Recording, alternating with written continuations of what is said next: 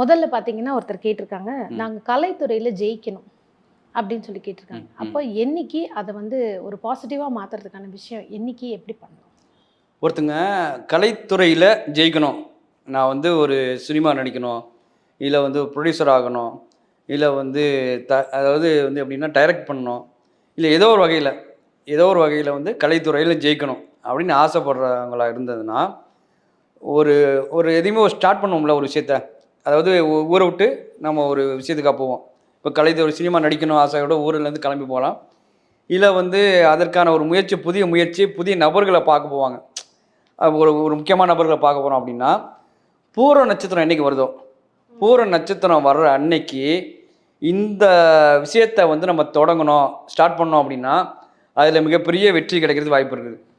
பொதுவாக ஒருத்தங்களை பூரத்தில் பிறந்தாலே அவங்க வந்து கலைத்துறையில் சாதிக்கக்கூடிய வாய்ப்பு இருக்குது. மிகப்பெரிய அதிர்ஷ்டம் உள்ள நட்சத்திரம்னா அது பூரம்தான்.